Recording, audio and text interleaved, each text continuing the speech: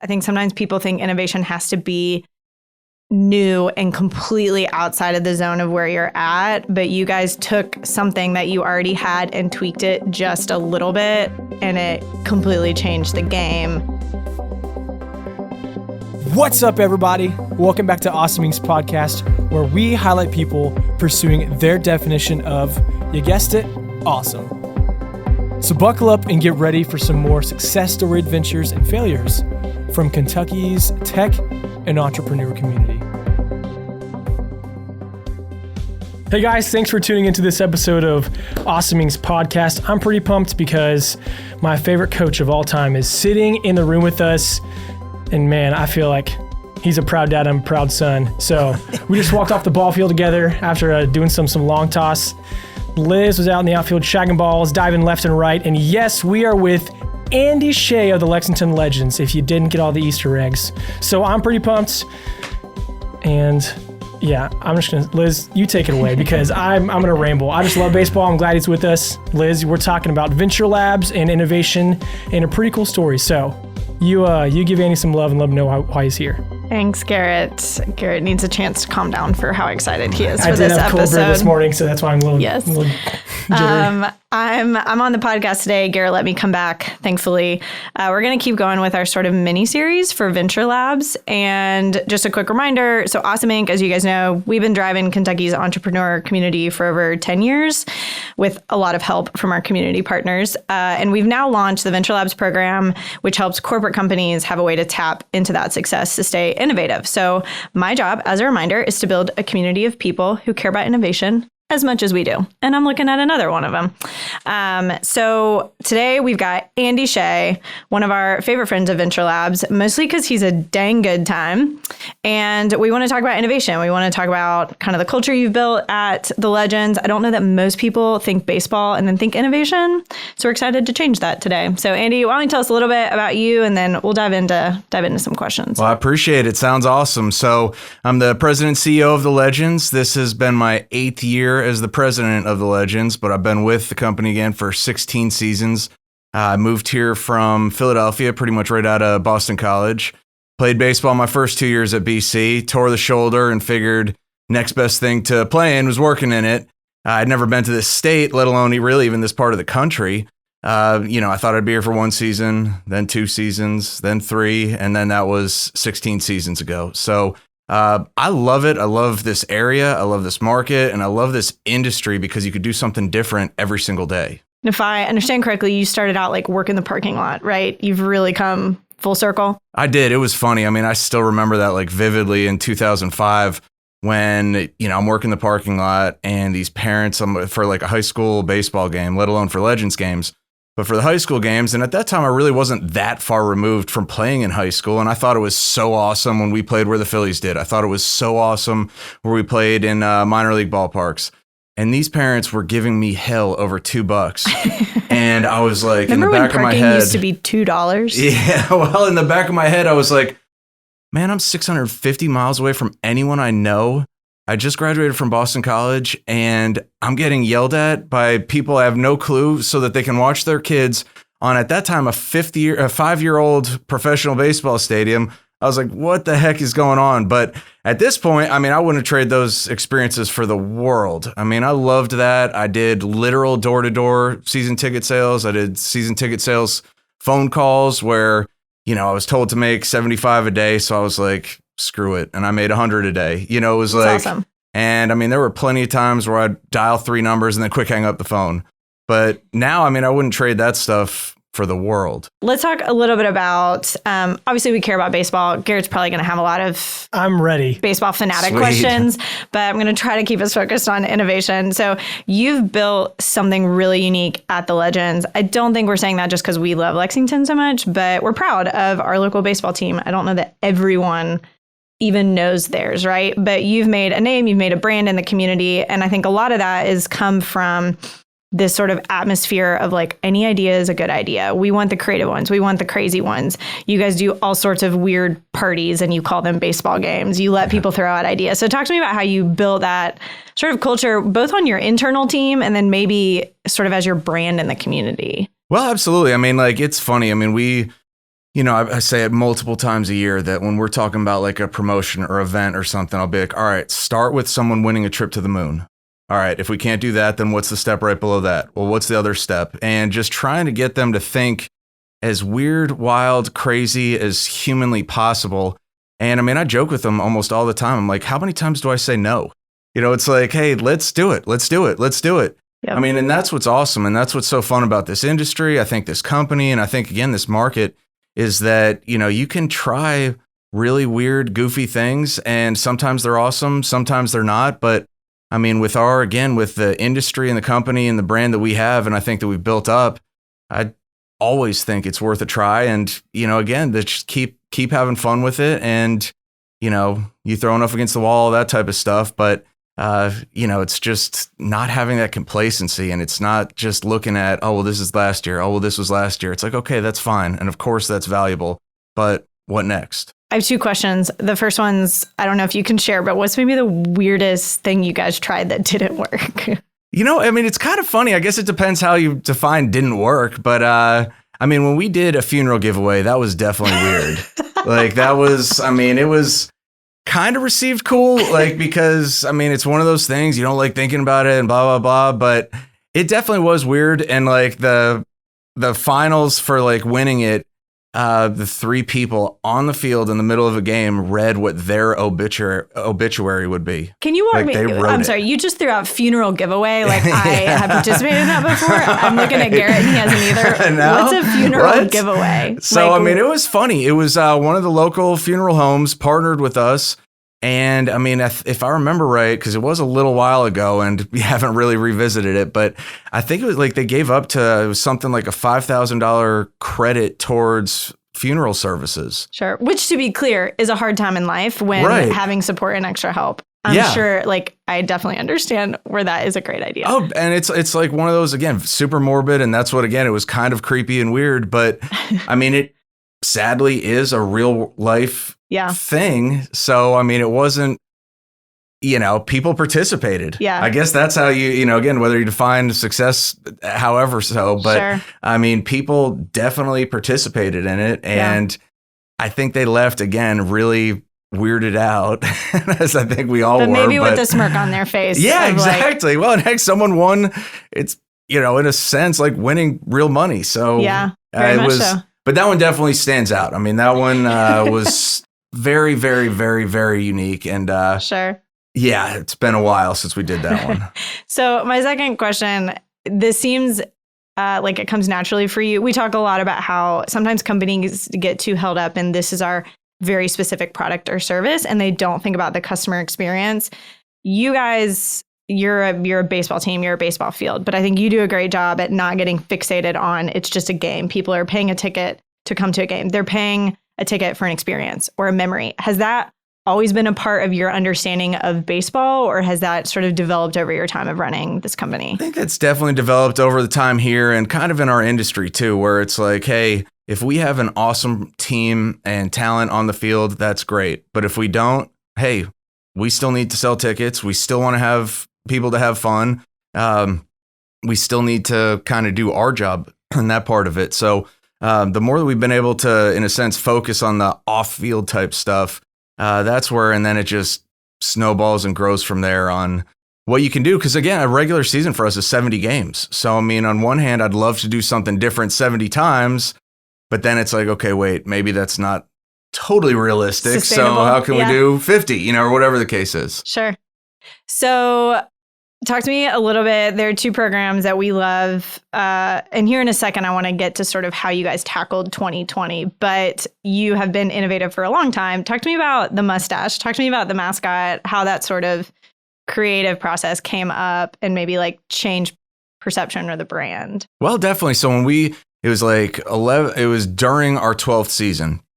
And it was kind of like, hey, I love the name Lexington Legends. It's the alliteration. You can have fun with it marketing. It makes sense. It gets people talking, all of that stuff.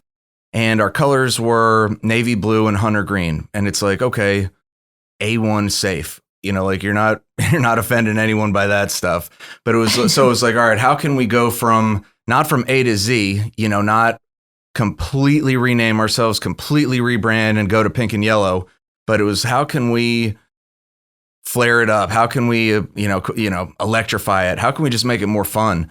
So we started, we made it a little cooler blue, a little cooler green. And then it was funny. I mean, we started, like everyone else in this state, we were like, oh, what if it was a horse mascot? Or what if it was something to do with horses? And what if it was a horse fly? And then it was like one of those ones where like, I love that. It would have been awesome. I mean, that one is a horsefly. Yeah. So it was like everything was like geared towards horses. And I get it. It's the equine capital of the world. But then it was like, you know what? Our mascot has had this big, huge mustache this whole time. Whether it's seeing pictures of babies with like a mustache pacifier, or you see people that have the mustache tattoo on their index finger, you see, mustaches are just like a cultural funny for all ages and demographics.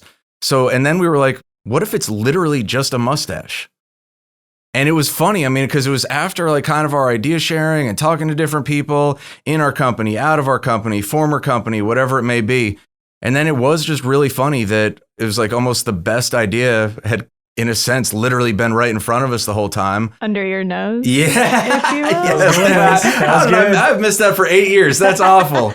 But, I mean, it was so funny. And like, in all seriousness, at the very first year, we were like, wait, is this a little too over the top? What if it was... So actually, that very first year, it was just the team only wore that hat on road games, because we thought, okay, it won't like offend anyone around here or be too weird, but it'll be pretty cool on the road, and maybe people from different cities will want to buy it. Yeah. But then after that first year, we were like, we're going way all in. Like we've gone. Of course, they wear it at home. They wear it on the road. We still 8 years in. I mean, we have mustache everything. We have corny mustache like shirts every single year. I mean, I had to like ban myself from buying more mustache stuff on Amazon because I went on like a kick with doormats, Post-it notes, paper clips, glasses, and I don't even wear glasses, pillows. Like I had just note cards. I could go on. So I was like, okay, this is funny, but like to myself. So it's been awesome. I think what I find interesting, to put it in more practical terms from like an innovation perspective, is you guys, I think sometimes people think innovation has to be new and completely outside of the zone of where you're at. But you guys took something that you already had and tweaked it just a little bit, and it completely changed the game. And maybe your next thing will be completely out of the box. Who knows? But I think sometimes people, they're intimidated. I don't know that you even probably viewed that process as like, wow, this is incredibly innovative. But it is, because you allowed your team to think creatively enough to say, like, what are we missing? What can we view in just a different way? And that's pretty rare. I don't think all leaders do that. Well, I appreciate that. And I mean, it's funny. Sometimes I check, we've got to kind of check ourselves on almost the opposite. Like one thing that comes to mind this year was, the whole too close to the forest, you don't see the trees type thing, where there were a bunch of like minor league baseball teams that were showing movies in their ballpark, like on the Jumbotron. And like it was Field of Dreams or it was Sandlot, so the people in our office really started going down this rabbit hole of it's not going to be a baseball thing because that's what everyone else is doing. And then it was like, wait, first of all, just because they're doing that in Pensacola, Florida, means literally nothing for our fans and for our market. And then it's like, hey, you know what? We are a baseball stadium, so we should have a baseball movie. So I mean, it was like that was the more recent one on the flip side, where it was like, okay, hey, just because it may not literally be unique in the country doesn't mean that it's still not great for us right here. We always say focus on the hot dog around here, like keeping the main thing. Yep. That's what matters. So yeah, no, that's good. I think one thing too, if you don't mind me jumping in, and this goes back to your innovative comment, it has nothing to do with technology. I mean, yeah, we work with startups and cool tech companies, but you took America's pastime, which is still super relevant in my opinion. Thanks for agreeing with me. Yeah, of course. You found a way to beef it up and make it fun for anybody, from the 6-year-old who wants to go play for your team to the elderly couple where that's been their Friday night date for so many years. And It's still cool to keep it fresh and invite a company like Awesome Inc., where we work with a wide array of people to come and be a part of your summer. And that's something that to me was really, really special. It's we got to be a part of your innovation, not vice versa. And so that's cool that just to see what you've done with your program and your culture. And that's again, that's a huge reason why we sought you out, is because you are not like every other baseball CEO or anybody that we see. You focus on your culture, and that's what a lot of companies are needing right now. So again, props to you for what you've done. It's been really exciting to watch the Legends. As a shameless plug, what Garrett's referring to is Andy and his team graciously let us host our 5 across pitch competition. It was almost 3 times. It was almost 3 times. We did it there twice, and we almost did it 3 times. It is 2020. Yeah, I get it. But no, Garrett, I think that's a great point. What you didn't require a single line of code. It didn't require a new software system, an app, or anything that. Yeah, you just changed something small, and it sounds like it re-energized what you guys were doing at the time. It did. Really it's funny. I mean, like we've, I tell everyone in my office has heard me say this probably like 1 million times. Start with yes. It's like if you're talking, it's like, yes, like we can do it this way, or we can do it like this. There's nothing that kills me more than when someone just says no. It's like, okay, well, you better tell me why. Or, because this is better for everyone. If we can have, whether it's events, whether it's stuff at the stadium, whether it's, the other one that was funny that I thought that our staff uniforms during games were just like, again, kind of lame. So I was like, you know what? I am going to go to A to Z on this one. And I'm not exactly like the tie-dye shirt type of personality, but our staff uniforms were tie-dye t-shirts that had mustaches all over them. It was so funny how like I got like long emails from our front office staff that sits 20 feet away from me telling me why they didn't think that we should be wearing that, why they didn't think. And like almost every time I'm like, all right, let's not take ourselves too seriously here. Like this is literally, we tell ourselves all the time, this is about fun. Mm-hmm. So why do we feel like we need to wear a navy blue polo shirt to work every day? You know what I mean? The thing that was so funny with that year too is, the fans loved it so much that we literally ended up selling them in the store. Yeah, exactly. And we still have. And it was literally our number one seller in the merchandise store. So, there was one where it was like, that was not by design, that it was going to be like some like retail trendsetter. Yep.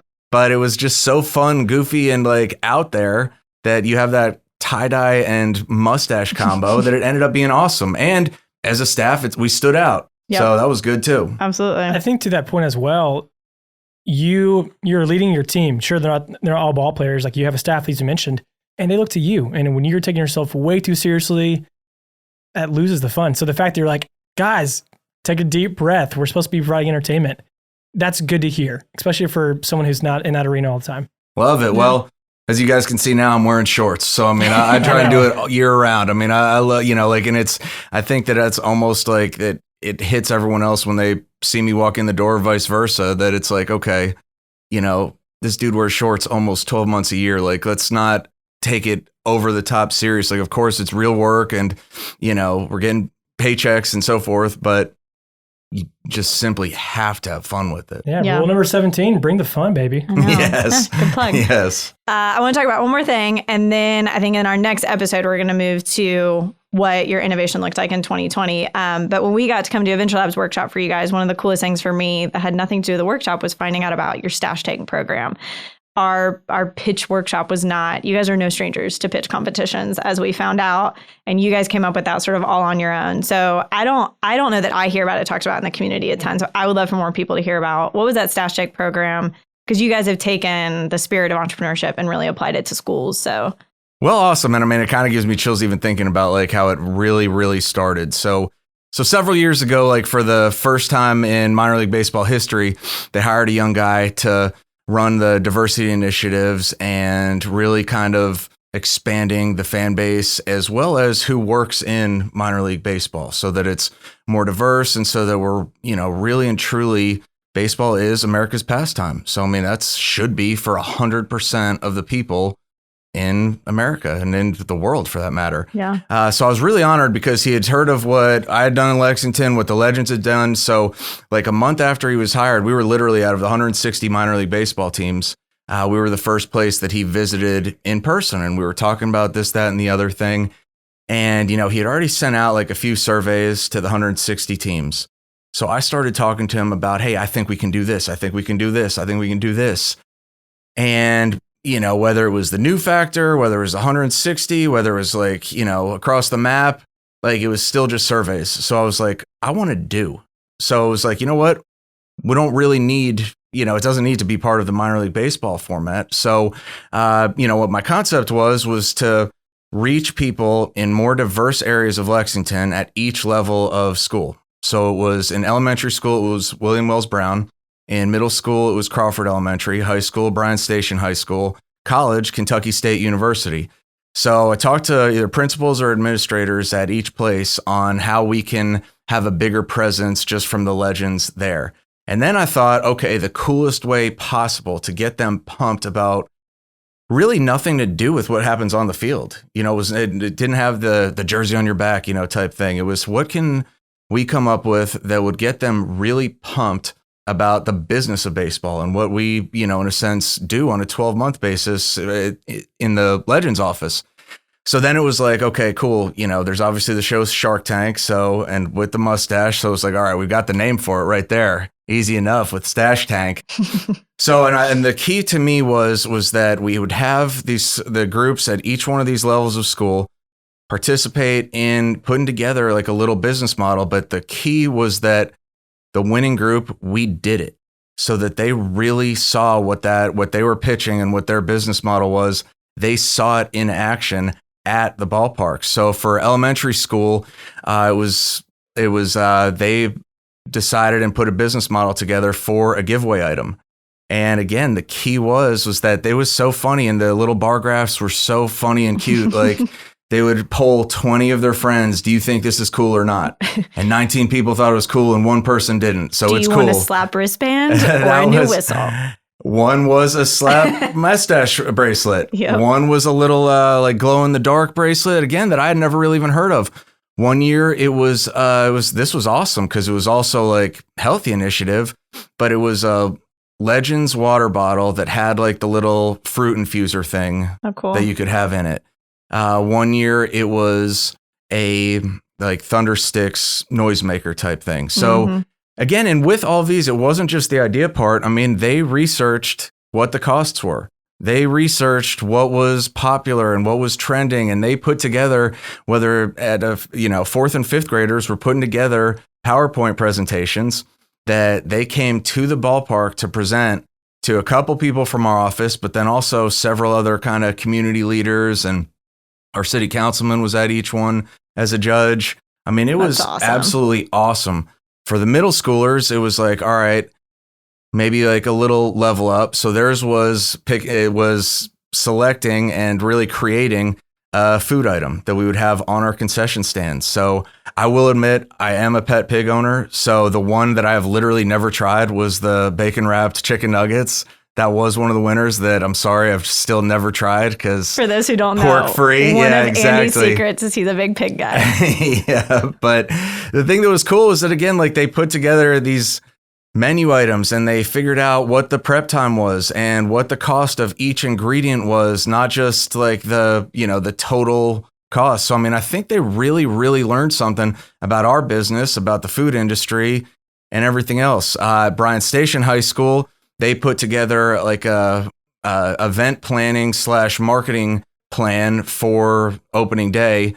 And then the college one was really cool too, in a different regard. Theirs wasn't necessarily pitching to us, but then we sponsored 10 kids from there to go to the baseball winter meetings and the job fair that goes on there, so that they could see and be part of, really kind of our business of it. So it was really amazing because it spurred like crazy everyone's entrepreneurial spirits. And whether you're a fourth grader or you're us in the office, the middle schoolers, everyone that was coming together to really brainstorm, but also really research what goes on with the baseball side of it. And then I hope it was so awesome for these kids when they went to the giveaway game and telling their parents or anyone that was around, hey, we thought of that. Me and my friend thought of that. When they would see Crawford Middle School on our menu and be able to point to that. I mean, how awesome. That would be bigger than life as a little kid. So that's that was the goal. And that was, again, to really kind of spur and create that interest in just creating in general. But then, of course, also hey, this is so cool. And this is a heck of a lot more than, being able to throw really hard or hit the ball a lot. Yeah. Because absolutely. none of us do that now. So here in a bit, we're going to kind of jump to the year 2020 and what that's meant for your team. But I think the two things I want to call out, because we spend so much time talking about the theory and philosophy of innovation, and you're just living it. But the two things that I notice is one, as two of the biggest things we've learned that are important for innovation are, one, executive sponsorship. And I love it you said that you're a yes person. And that I think is pretty rare from like a C-suite. And I understand you guys have a relatively small team. It's not like you've got, 300 member office, but still you're a yes guy. You empower your employees to come up with those ideas. And I don't know, I hope you know how valuable that is. And then two, that you have created this community where any idea goes. Like any idea is like, even among employees, even among the kids that you work with.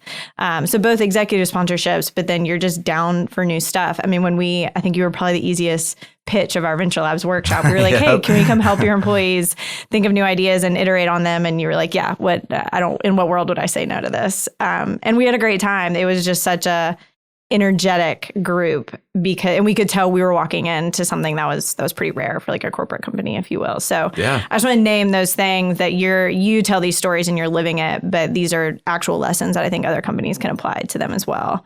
Awesome. So with that, we'll kind of wrap up this episode, and I'm excited to talk to people about what you did with all of this culture of innovation in 2020. Sweet. Well, that's it, guys. Thank you so much for checking out this episode of Awesome Inc.'s podcast. And another quick thank you to Lee Rosevere and a few members from our community who provide the music that you hear in this show. Lastly, give us a follow on Instagram, Facebook, all that jazz. Or even better, come on down to our space. Come be a part of our community and get plugged in, and let's start something awesome together. You guys rock. We'll see you next time.